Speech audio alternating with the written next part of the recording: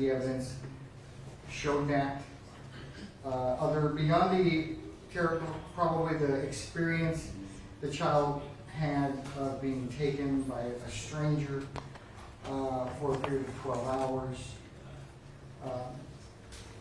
there was no evidence of any kind showing any sexual or physical abuse. As the court sat through and heard all the testimony and saw all the evidence that was introduced, the same examination from Ms. Collins indicated that there were no acute injuries of any kind. There was no finding of any sexual abuse on the child, Your Honor. My client has been held on a $1 million bond for the past 2 years and 9 months. The court has at its discretion a range of punishment, the full range of punishment, and we're asking the court to take into consideration and consider the minimum, which would be 5 years. My client has acknowledged the colossal mistake in the decision that he made that evening, and I believe he's owned up to his role and his part in what happened that evening. And I'm just asking the court to take the fact that it was in fact his poor decision and not some nefarious intentions on his part to do wrong by this child, which the evidence shows that he did not, Your Honor. He had her for a period of 12 hours. That was more than ample time had he had bad intentions with this child. But as the evidence showed, there was nothing, no acute injuries, no sexual abuse. And we ask the court to take that into consideration as it decides sentencing here this morning. That's all I have.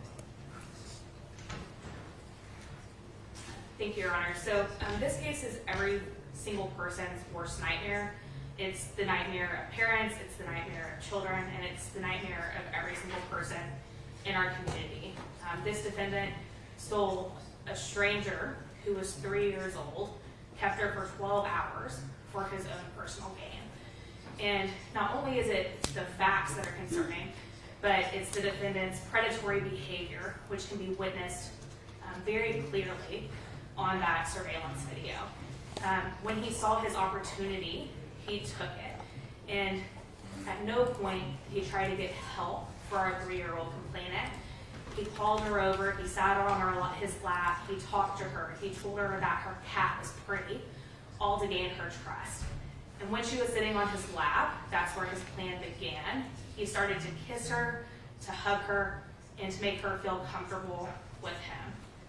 And after a few minutes, we all saw in the video that he then grabbed her cat, something that he clearly knew that she had a trusting, loving relationship with, put it in the car, and then picked her up, grabbed her, and drove away in the vehicle without being found for 12 hours.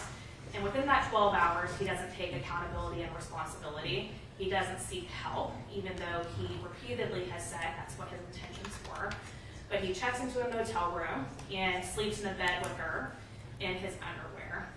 And some of the most concerning facts about this case is that due to the complainant's age, that she was 3 years old, we do not know exactly what happened in those 12 hours. But we do know that his semen was found on the sheets where they were sleeping, and we do know that he was found in his underwear with her in the bed. And if that is not intent to sexually abuse a child, if those are not nefarious actions, I'm not really sure what is. What's even more concerning about the defendant's behavior is that it's escalating. Your Honor heard testimony from someone that was close to the defendant that when she was a little girl, around 8 years old, that this defendant came into her bed and pulled down her pants and that she was terrified. And now we have a situation where he's not just going after someone that he loves, someone that trusts him. He's going after a total stranger, someone that he has no relationship with. And so those actions in and of themselves are some of the most predatory actions that I have ever seen. And today, Your Honor, and yesterday, the defendant has still not taken accountability for his actions. Every single question he is asked, he deflects and blames on something else, even though the jury has spoken, even though the evidence has spoken, that he did this with the intent to harm that little girl. And if someone is not willing to take responsibility for their actions, they are not able to be rehabilitated. This is a case that everyone in our community feels strongly about. The jury came back very quickly with a verdict saying that they believe that he was guilty. And I'm requesting that you hold him accountable for his actions and that he's never given the opportunity to hurt another little girl again. And for those reasons, I'm asking you to sentence him to life in prison.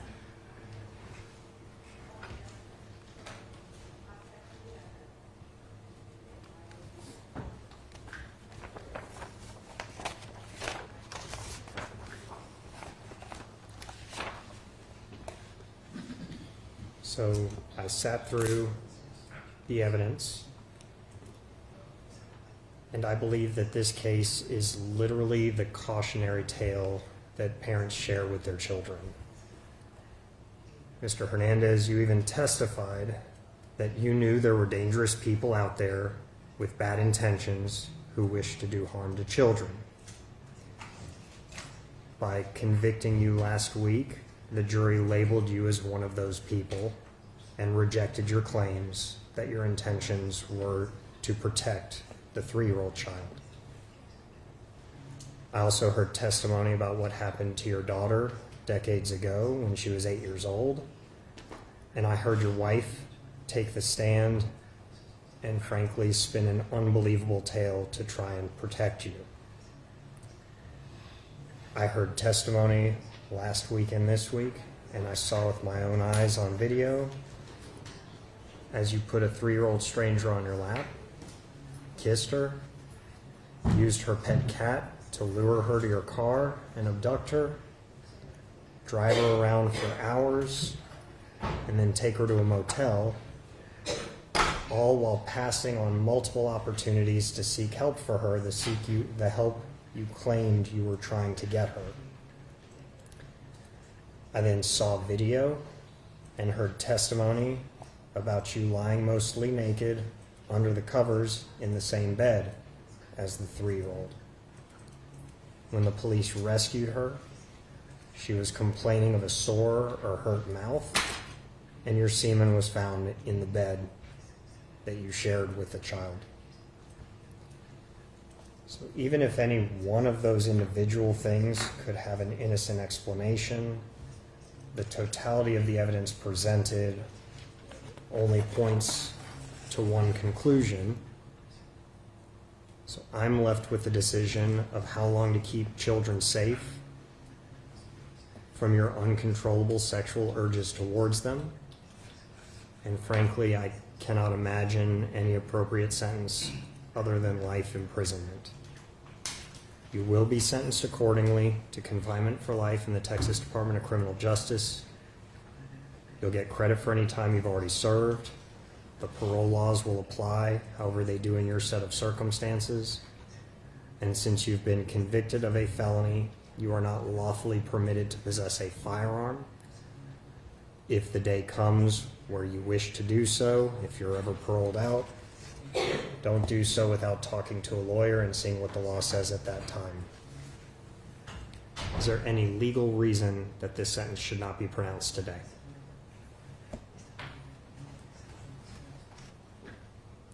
Having heard no reasons, you can go with the sheriff to begin your sentence.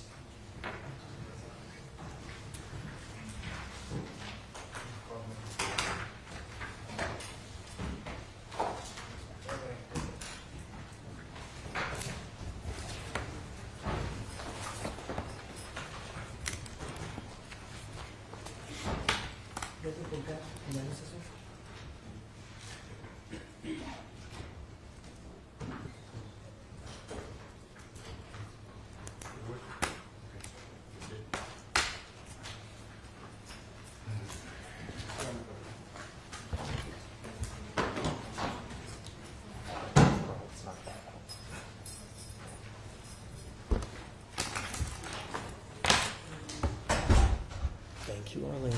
Yes, sir.